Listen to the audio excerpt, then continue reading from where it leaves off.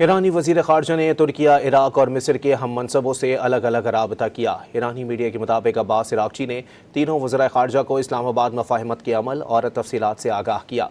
अब्बास इराक़ची ने मुआहदे के नफाज़ के सिलसिले में अमरीका की ज़िम्मेदारी का जिक्र करते हुए लबनान के ख़िलाफ़ इसराइली जारहत के मुकम्मल ख़ात्मे की ज़रूरत पर जोर दिया। ईरानी वज़ीर ख़ारजा ने तुर्किया, इराक़ और मिस्र के हम मनसबों से अलग अलग राबता किया। ईरानी मीडिया के मुताबिक अब्बास इराक़ची ने तीनों वज़राए ख़ारजा को इस्लामाबाद मफ़ाहिमत के अमल और तफ़सीलात से आगाह किया।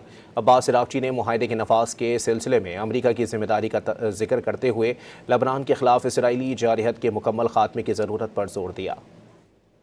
ईरानी वज़ीर ख़ारजा ने तुर्किया, इराक़ और मिस्र के हम मनसबों से अलग अलग राबता किया। ईरानी मीडिया के मुताबिक अब्बास इराक़ची ने तीनों वज़राए ख़ारजा को इस्लामाबाद मफ़ाहिमत के अमल और तफ़सीलात से आगाह किया।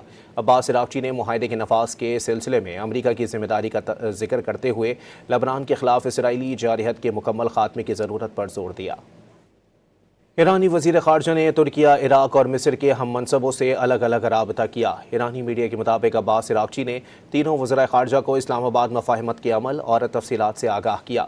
अब्बास इराक़ची ने मुआहदे के नफाज़ के सिलसिले में अमरीका की ज़िम्मेदारी का जिक्र करते हुए लबनान के ख़िलाफ़ इसराइली जारहत के मुकम्मल ख़ात्मे की ज़रूरत पर जोर दिया।